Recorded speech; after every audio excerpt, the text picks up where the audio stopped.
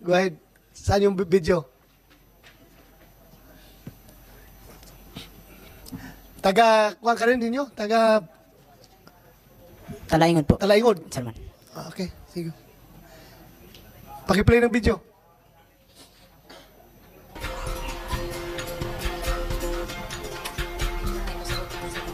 Nandito tayo. Yan lang po. Ako po si Henyo Bihim, 20 years old po. Pinanganak noong June 2, 2004, nakatira sa Sitio Pongpong, Barangay Dagohoy, Talaingon, Davao del Norte. Dire.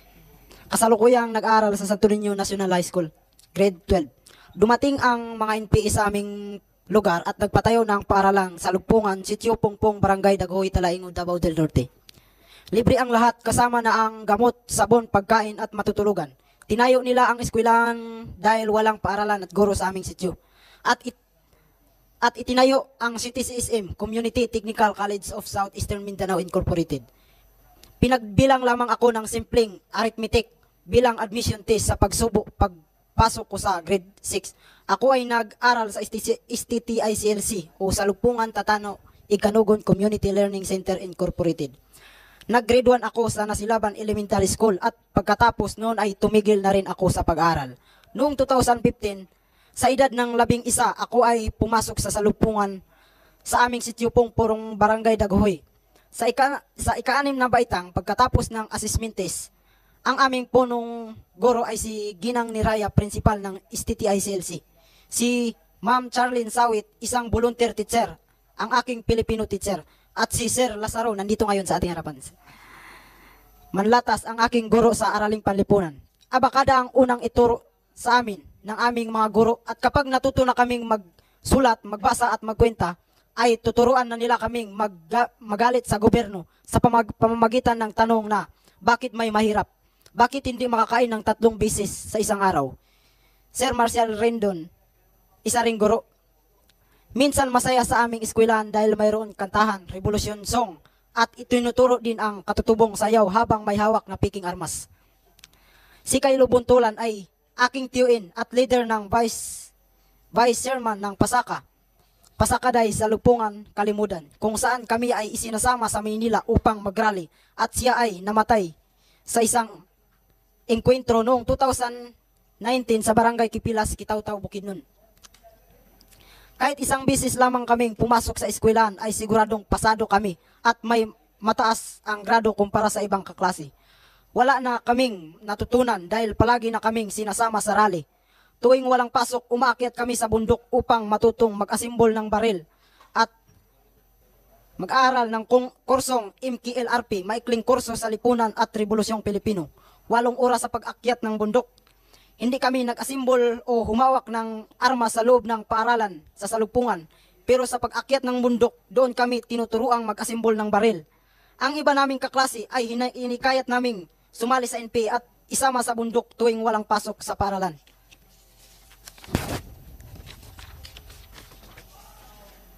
Ako ay na-recruit sa loob ng Salupungan School at aral din sa MISPI, Mindanao Interfaith Service Foundation Incorporated. Sa edad na 7 taong gulang noong 2011, inumpisahan nila akong inindoktrinahan. Pumasok ako sa salupungan noong taong 2011. Sa taong 2016, sumali ako sa Bakwit at Manilakbayan. Yung pong napanood ninyong maikling video, kanina ay bahagi ng trailer ng pelikulang Tupog Imatoy sa pagpatay o sa English, The Right to Kill. Kasama po siya sa kampanya na anti-militarisasyon, propaganda at pangangalap ng suporta sa ibang bansa. Sa katunayan ay nakasali po ako sa 3 pelikula at 2 music video. Ngunit wala man lang akong natanggap na kahit piso bilang kabayaran. Pinangako din nila kung anuman ang kikitain ng pelikula at music video ay itutulong sa aming komunidad o katribong Manubo. Pero wala rin pong nangyari. Noong 2020 ay ako ay naging NPA at nagbalik loob sa gobyerno noong 2023. Sa ngayon kami ay masaya at wala nang NPA sa aming lugar at hindi na namin kailangang sumali sa mga rally. Nais lang na lamang naming magkaroon ng eskwelahan, health center at maayos na kalsada aming lugar upang makapamuhay ng maayos po. Maraming salamat. So, inyo, na-estapa ka? Hindi ka binayaran? naging artista ka, tapos, Yes, sir man. ano yung kwan? Anong pelikula yung ginawa? Sir, Anong pelikula yung ginawa? Tupok Imatoy at Pakot, The Highest Peak, meron kaming ginawang salida na The Highest Peak dun sa Mount Apo, pero wala akong kahit pisong natanggap eh. Sinong gumawa nun? Sinong nagpo-produce ng pelikula? Bali po, ang director namin si RB Barbarona, yun yung ang nagsabi sa akin. Singilin natin. Yung talent fee mo, sayang. I think part po ng Sinimalaya, yung Tupig Imatoy. Sinimalaya. Indie film siya. Ay, anong year? If it's an indie film that was in 2017, i-search nyo po, actually meron po silang award. Naka-receive po si Piot Henyo, ng, Piot kasi yung nickname niya, ng Best Supporting Child Actor Award. Pero wala po siyang natanggap na kahit piso. Yun. So, award ka, ha? Best Supporting Actor Award. And if you will look into the trailer of Tupag Imatoy, the story dwells into the NPA and the actually, it's the struggle of the Lumad for the protection of their schools against the harassment of the military. And at the end of the movie, ang naging tagapagtanggol po ay ang New People's Army. So, siya po yung bata doon. And then, Jong Monson, the former spokesperson of Pasaka and the former, it's also, was also a former NPA member na nagsurrender na din po. Siya po yung aktor doon. So, ito po, yung movie po, produkto po ito dahil po sa kampanya sa Talaingod, Davao del Norte. The story was inspired by the struggle of the people in Talaingod. So, yun po, pinagkakitaan din po yung mismong buhay ng mga tao na orchestrated ng CPP and PNDF. So, meaning yung gumawa ng pelikula, galing yung Manila, pumunta doon sa Davao. Talaingod para maggawa ng pelikula. Yes, Your Honor. Hindi local, ha? Dito, Actually, ano siya, parang from may national, may local. Kasi po, nung panahon na yun, again, it's a national campaign of the CPP and PNDF. So, pinagtulungan na po. Yung Mindanao na kanta, if you're familiar, nandun si Glock 9. Nandun din po siya. Yun yung isa sinasabi niyang music video. I-search nyo na lang po sa YouTube. Okay. Isa din po yun sa naging produkto ng kampanya ng CPP sa Legal Mass Movement na makipag-alyado sa mga artists dito sa bansa. And ayun nga, kasali doon si Henyo sa music video. Ayos. Thank you. Anong grado mo, Hinyo? Grade 12 po ngayon. Grade 12. Kaya naman pala magaling ka magbasa eh. Basang-basa mo yung sinulat mo. Grade 12 ka na pala. 12. Saan ka nag-aral? Doon pa? Doon po sa Santo Niño National High School po. Davao Norte. Yes po. Thank you. Lazaro Manlatas. Yes po, magandang hapon, Your Honor. Yes, go ahead. Bago po ako magsasalita, meron po akong ipapakitang kunting clips ng video po. Sige. Your Honor, kibali yun po yung maikling video na kinuha or in-interview po ako ng taga-Kilab Multimedia. Media na siya sa gina-train sa partido para sila tong mag-expose sa kahimtang sa Katawang Lumad dyan sa bandang Talaingod para makalikom ng pondo, budget para sa mga eskwelahan dyan sa parting Talaingod. Unang-una po, ako pala si Lazaro Manlatas alias Jigger, 30 years old, dating community teacher ng Salugpungan.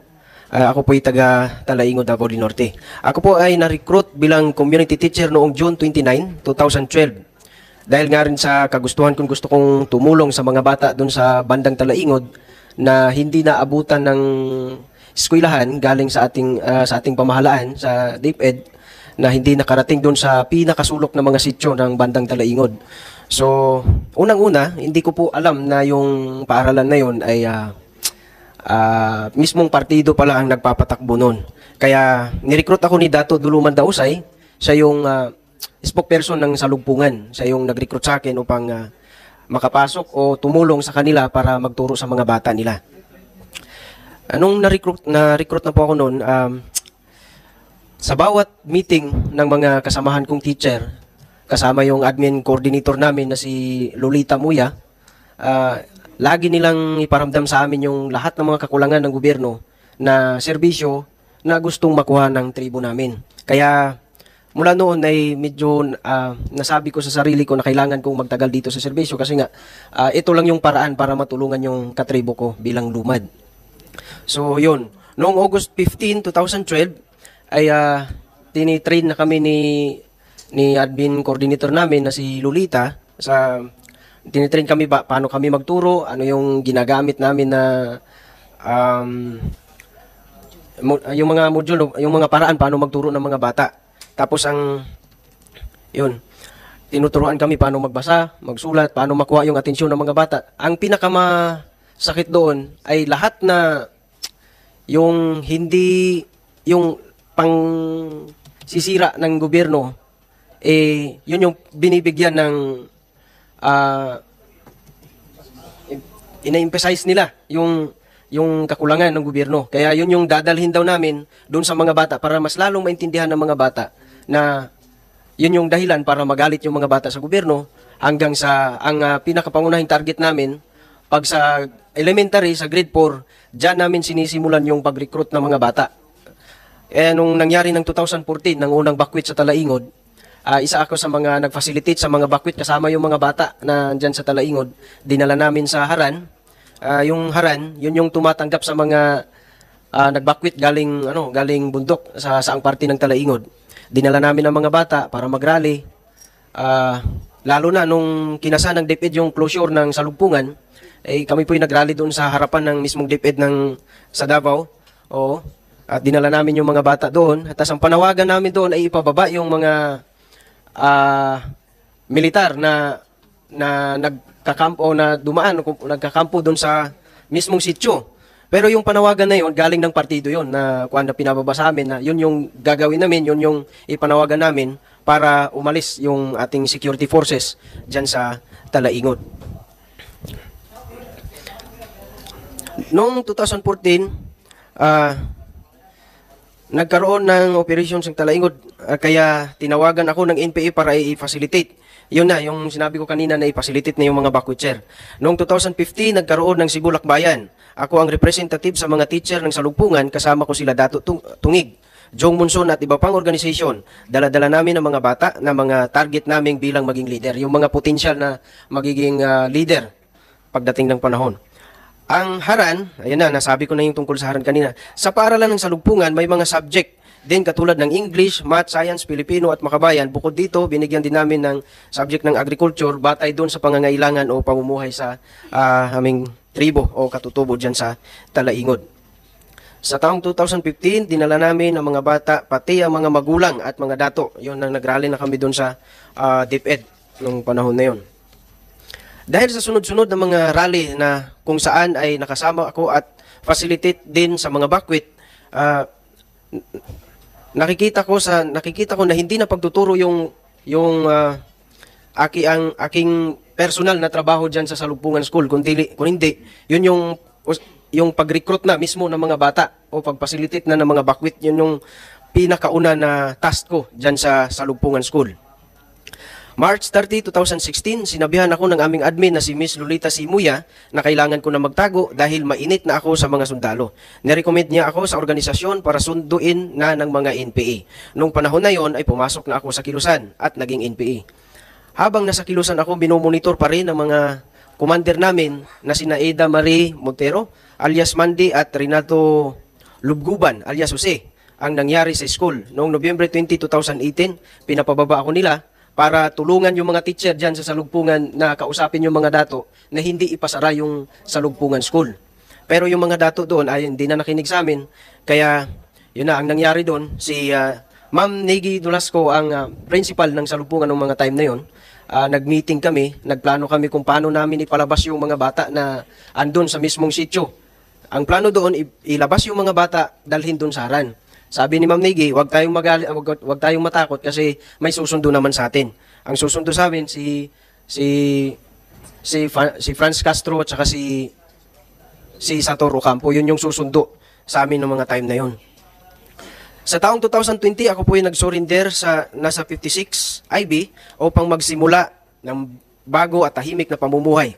Wala nang NPA sa aming lugar at hindi na naming hayaan na makapasok o makarecruit muli ang mga NPA sa aming lugar. Yun lang po at magandang hapon. Salamat po. Thank you, Lazaro Manlatas. So, hindi ka taga Talaingod? Taga-Talaingod din po ako, sir. Talaingod ka rin? Opo, yeah, Okay. Your Honor. Salamat. May we hear from Attorney Alberto Escobarte ng DepEd. Saan si Attorney Escobarte? If, Attorney, in place of the salugpungan schools na tinanggal natin, naglagay ba kayo doon ng yung DepEd schools talaga? Ano bang ginawa ng DepEd doon? Kasi mahirap kung Yes, sinira lang yun, sinira lang tapos hindi pinalitan, baka mas lalo mag-rebuild ang mga bata kasi wala silang mapag-aralan, di ba? May ginawa ba tayo doon? Before that, I'd like just to provide context. I served as regional director of DepEd Davao Region for 5 Very good. years, Very from 2015 to 2019. So that was the time na talagang mainit ang salumpungan, And, right? The closure process happened in 2019 when I was at this central office already as Assistant Secretary for Legal Affairs. Okay. The closure movement started in 2015 when I attempted to close these schools. Yun, niralihan ako nila doon sa DepEd Regional Office. Kilala ko sila, sir. May mga loudspeaker pa. Pinupuntirya sa akin. So, I'd like to confirm that the 55 salugpungan schools have been permanently closed already. So, may pinali tayo. But prior to the closure, our strategy then before, because we could, for political environment, we were not able to close because we were always confronted during the budget hearing. So we put up or established schools surrounding each salugpungan school to make them irrelevant. Okay, Kaya it became easy when we ordered closure kasi mayroon na paglalagyan mga bata. Oo. So napalibutan yon ng mga, in fact we established almost 200 schools adjacent to this each of the salugpungan schools. The 55 salugpungan schools, actually sobra pa ng 55, sir, kasi nag-mutate ito into different schools. May MISP, may Alcadib, may clans sa ibang region, gano'n. So kasama din yon sa closure. Okay. The closure stemmed from the report and recommendation of the National Security Advisor General Esperon, and on the basis of that letter, we immediately issued in July of 2019 a preventive suspension order while the investigation was ongoing at that time. Then I think by October, we're able to issue the permanent closure order issued by the regional director at that time, Dr. Evelyn Pitalbero, and they made an appeal to the central office, and I was the one handling the appeal, so we denied the appeal. We were waiting for their to question our order. In fact, we have a coordination with OSG if they would file, if they would question the order. But hindi. In fact, the stop receiving, hindi na ma-trace yung address nila kung saan sila. So that's the short and long of it, Mr. Chairman. Thank you. Maraming salamat. Please continue monitoring. Kung baka mamaya magulat na lang tayo na meron naman nag-sprout ng mga salubungan schools. Monitorin nyo. Chairman Palpalatok, you have the floor. Thank you, Mr. Chair. May gusto lang po akong sabihin base do sa karanasan ng mga ating mga kasamahan na narinig natin. Kung papansinin ho natin, ang ilan sa mga issues na common sa kanilang karanasan, kahirapan, kawalang edukasyon at social injustices. Itong mga ito ay usaping karapatang pantao pa rin. Ito ho ay nasasakop ng ating obligasyon sa Covenant on the Economic, Social, Cultural Rights. Gayon din ho yung sa ating SDG, the UN Sustainable Development Goals na atin pong obligasyon din sa United Nations. Ngayon po, ngayong pinag-uusapan po natin itong radikalisasyon at ito ho, maaari ang isa sa mga ugat ng problemang ito at gusto ko lang pong i-highlight ang estratehiya na ipinropose sa UN and ASEAN, yun pong pagtugon sa problema ng radikalisasyon at violent extremism ay dapat mayroon pa rin pong pagtupad sa karapatang pantao. Kung kaya't base ho doon sa karanasan ho nila, kung po na ibigay ng ating pamahalaan ang karampatang edukasyon, kabuhayan, pagkain at iba pang social services sa kanila, maaaring hindi ho naging problema nung kanilang lugar itong mga ganito. Yun lamang po. Maraming salamat. Very, very valid observation, Chairman. I agree with you. Totoo talaga nangyayari yan. Kaya lumaki ang problema. May I, Your Honor? Yes, go ahead. Arian. With all due respect, Your Honor, based on the grounds po sa Talaingo, Davao del Norte, with all due respect po sa Deputy Representative, on the ground po, of course, no, we recognize the efforts of the Department of Education in terms of giving education sa mga kasabahan nating katutubo. Pero, in this very moment po, nahihirapan pa rin po yung mga kasama nating katutubo na mag-aral because there are still a lot of schools na hindi pa po talaga established. Like, if we will really go into their communities, makikita po natin na wala pong school buildings, and even if there are school makeshift buildings, hindi po pinupuntahan ng mga teachers. So we always consult the community regarding about the situation. Kasi po, naniniwala po kami na kung kaya po ng NPA na makapagtayo ng 21 schools with the help of the community na meron pong hindi magandang hangarin para po sa mga kabataan, mas naniniwala po kami ngayon na mas makapagbibigay ang ating gobyerno ng edukasyon na kung sana po, yung may espesyal po tayong pagtingin sa pangangailangan ng mga kapatid nating katutubo. Because one of the reasons po, why is it that mahirap pong makapagtayo ng school buildings or why is it na wala pong nakapagtuturo doon sa bundok? Because we are following the standards po na kung saan para lang po siya doon sa, for example, sa plains, sa urban. Hindi po siya para doon sa bundok.